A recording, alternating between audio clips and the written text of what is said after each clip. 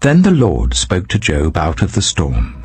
He said, "Who is this that obscures my plans with words without knowledge? Brace yourself like a man. I will question you, and you shall answer me. Where were you when I laid the earth's foundation? Tell me if you understand. Who marked off its dimensions?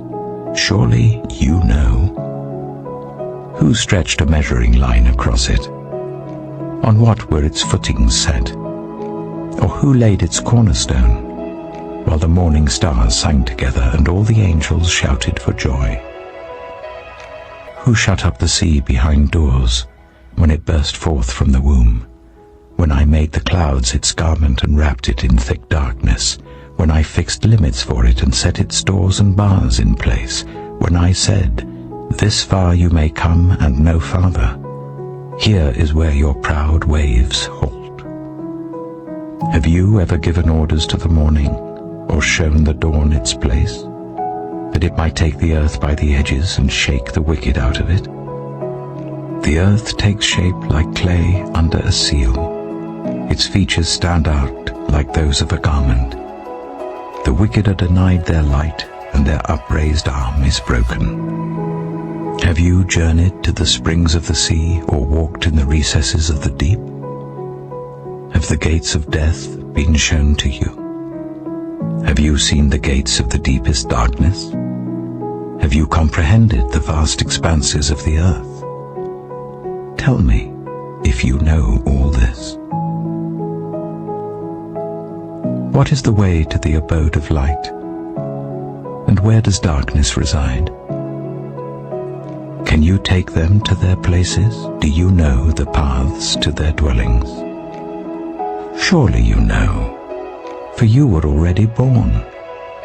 You have lived so many years. Have you entered the storehouses of the snow, or seen the storehouses of the hail, which I reserve for times of trouble, for days of war and battle? What is the way to the place where the lightning is dispersed, or the place where the east winds are scattered over the earth?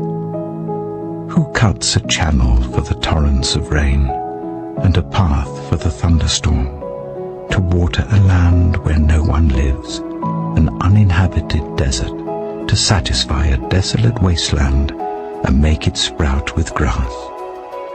Does the rain have a father? Who fathers the drops of dew? From whose womb comes the ice? Who gives birth to the frost from the heavens, when the waters become hard as stone, when the surface of the deep is frozen?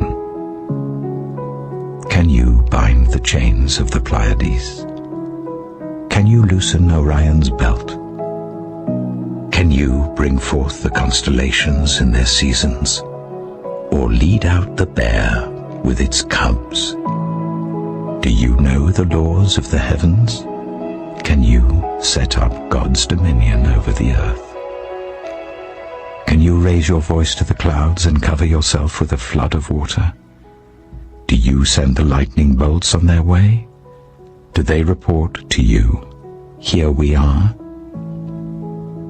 Who gives the ibis wisdom, or gives the cockerel understanding? Who has the wisdom to count the clouds? Who can tip over the water jars of the heavens when the dust becomes hard and the clods of earth stick together? Do you hunt the prey for the lioness, and satisfy the hunger of the lions when they crouch in their dens or lie in wait in a thicket? Who provides food for the raven when its young cry out to God and wander about for lack of food? Do you know when the mountain goats give birth? Do you watch when the doe bears her fawn? Do you count the months till they bear? Do you know the time they give birth? They crouch down and bring forth their young. Their labor pains are ended. Their young thrive and grow strong in the wilds. They leave and do not return. Who let the wild donkey go free? Who untied its ropes? I gave it the wasteland as its home, the salt flats as its habitat. It laughs at the commotion in the town. It does not hear a driver's shout.